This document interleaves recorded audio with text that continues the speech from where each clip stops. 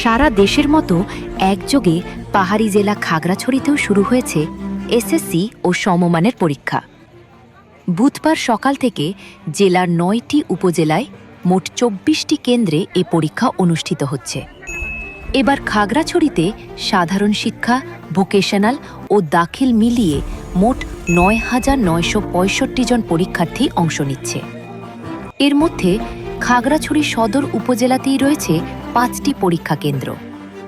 পরীক্ষার সুষ্ঠু ও নকলমুক্ত পরিবেশ নিশ্চিত করতে প্রতিটি কেন্দ্রকে সিসি ক্যামেরার আওতায় আনা হয়েছে। খাগড়াছড়ি জেলাতে কেন্দ্র হচ্ছে ২৪টা এসএসসি, আর পরীক্ষার্থী সংখ্যা হচ্ছে ৮,০১৭।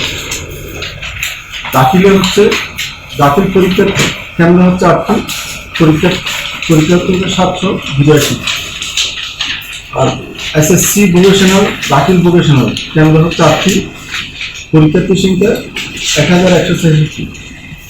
মোট পরীক্ষার্থীর সংখ্যা হচ্ছে ৯,৯৬৫।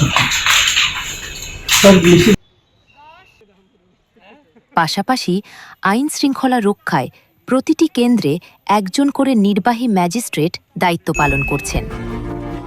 আজ বাংলা প্রথম পত্র পরীক্ষার মধ্য দিয়ে শুরু হলো এ বছরের এসএসসি ও সমমানের পরীক্ষা।